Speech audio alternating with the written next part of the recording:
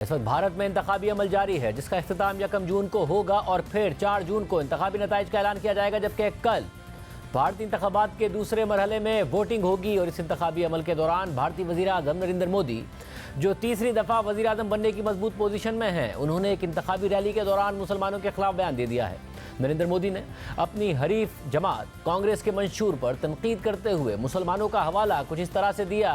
कि कांग्रेस हिंदू खवातीन के गले का मंगलसूत्र भी घुसपैठियों, ज़्यादा बच्चे पैदा करने वालों को देने का वादा कर रही है। आम बात यह है कि वज़ीर आज़म मोदी का यह दावा भारत की 20 करोड़ मुसलमान आबादी के खिलाफ था, इसके अलावा हक़ाइक़ के बरक्स था। मगर नरेंद्र मोदी ने गुज़िश्ता 14 सालों के दौरान हिंदुत्व नज़रिए पर बहुत तेज़ी से काम किया है और भारत में बसने वाले अक्सरियत हिंदुओं के जहनों में ये बात बिठा दी है कि वही हिंदू शनाख्त के मुहाफिज हैं और अगर वो नहीं होंगे तो भारत में रहने वाले मुसलमान हिंदू शनाख्त का खात्मा कर देंगे। इसलिए 20 करोड़ की आबादी के खिलाफ बयान देने के बावजूद नरेंद्र मोदी को एतमाद है कि वो इलेक्शन जीत जाएंगे और वो भी भारी अक्सरियत के साथ। अब जहां ये बयान भारत की एक बड़ी मुसलमान आबादी के खिलाफ था, तो वहीं ये नरेंद्र मोदी की तरफ से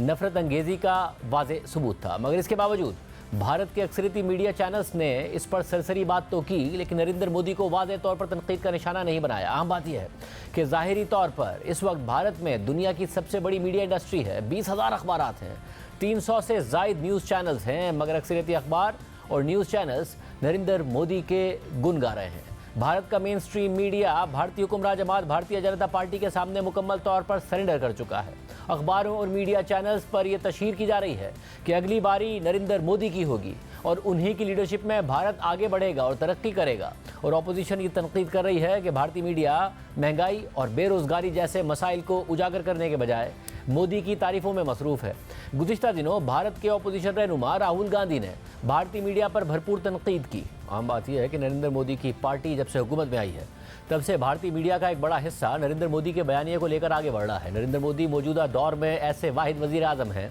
जिन्होंने गुज़िश्ता 10 सालों से कोई प्रेस कॉन्फ्रेंस ही नहीं की है, आज़ाद सहाफ़ियों के सवालात का कोई जवाब खुद नहीं दिया, बल्कि वज़ीर आज़म मोदी पर तो ये इल्ज़ाम लगाया जाता है कि वो सिर्फ अपने मनपसंद अदाकारों और सहाफ़ियों को ही अपने मनपसंद सवालात पर इंटरव्यू देते हैं और भारतीय सहाफ़ी और अदाकार नरेंद्र मोदी से उनकी कारकर्दगी पर सवाल करने के बजाय उनसे ये सवालात करते नजर आए कि वो आम कैसे खाते हैं और उनमें इतनी एनर्जी कहाँ से आती है। मगर सवाल यह है कि भारत का मेन स्ट्रीम मीडिया आखिर भारतीय जनता पार्टी के बयानिए को आगे लेकर क्यों बढ़ रहा है और कैसे नरेंद्र मोदी की हुकूमत ने मीडिया को मुकम्मल तौर पर दबा दिया है। 2014 के इंतखाबात से पहले ही बीजेपी के करीब समझे जाने वाले कारोबारी शख्सियात ने नाकिद मीडिया हाउसेस को खरीदने का अमल शुरू कर दिया। 2014 में मुकेश अंबानी की कंपनी रिलायंस ने भारत के एक बड़े मीडिया ग्रुप नेटवर्क 18 को खरीद लिया और फिर जब बाकायदा बीजेपी की हुकूमत आई तो सबसे पहले इस पार्टी ने मीडिया को अपने कंट्रोल में लाने का अहम काम शुरू कर दिया। तनकीदी आवाज़ों को दबाने की कोशिश की गई। मीडिया मालिकान को मजबूर किया गया कि वो अपनी तनकीदी पॉलिसी का खात्मा करें और जिन्होंने ऐसा नहीं किया उनके खिलाफ केसेस बनाए गए, उनके दफातर पर छापे मारे गए, नाक़िद सहाफ़ियों को नौकरी से निकलवा दिया गया, नाक़िद टीवी चैनल्स और अखबारों के इश्तिहारात बंद करा दिए गए और मोदी के करीबी बड़ी कारोबारी शख्सियात के ज़रिए मीडिया हाउसेस को ख़रीदा गया, उनकी पॉलिसीज़ को तब्दील करवाया गया। गुज़िश्ता माह अल जज़ीरा टीवी ने भारतीय मीडिया पर एक तफसीली रिपोर्ट बनाई जिसमें बताया गया कि कैसे भारतीय मीडिया नरेंद्र मोदी के मफादात को आगे लेकर बढ़ रहा है और कैसे अहम चैनल्स की कवरेज का बड़ा हिस्सा महंगाई और बेरोज़गारी के बजाय भारतीय जनता पार्टी के मुखालिफिन को टारगेट करना है और उनके प्रोग्राम्स और ख़बरों के अहम मौज़ूआत में फ़िरका वाराना मसाइल और पाकिस्तान का मौजू सरे फहरिस्त रहा है। इसी रिपोर्ट में तफसीली तौर पर यह भी बताया गया कि कैसे नाकिद मीडिया चैनल NDTV को नरेंद्र मोदी की हुकूमत में टारगेट किया गया और फिर नरेंद्र मोदी के करीबी समझे जाने वाली कारोबारी शख्सियत गौतम अडानी के ज़रिए इस चैनल को ख़रीद कर इसकी पॉलिसी तब्दील करवाई गई। अहम बात यह है कि भारत जो वर्ल्ड प्रेस फ्रीडम इंडेक्स में साल 2002 के दौरान 80वें नंबर पर था, आज वो 161वें नंबर पर आ गया है और इस वक्त एक अंदाजे के मुताबिक 15 सहाफ़ियों को भारत में दहशतगर्दी के मुकदमात का सामना है। मगर बात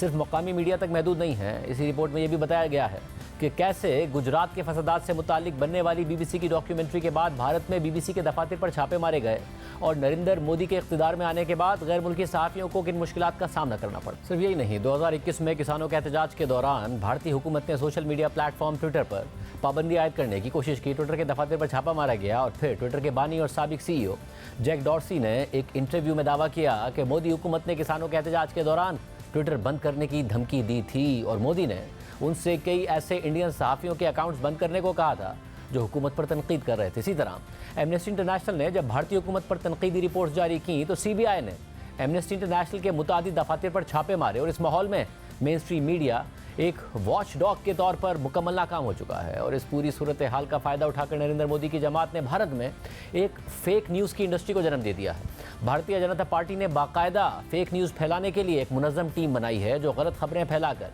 अवाम में पार्टी का नज़रिया आगे बढ़ाती है, मुखालफिन के साथ गलत और बेबुनियाद बातें मंसूब करके उन्हें टारगेट करती है, मुसलमानों के खिलाफ नफरत फैलाती है, हिंदू शनाख्त को खतरे में दिखाती है और फसादात को जन्म देती है। और जो मीडिया चैनल्स या वेबसाइट्स फैक्ट चेकिंग के जरिए इन खबरों को गलत करार देते हैं, उन्हें भारतीय जनता पार्टी या तो मुल्क बदर करने की धमकी देती है या उनके मालिकान के खिलाफ केसेस बनाकर उन्हें हिरासा करती है।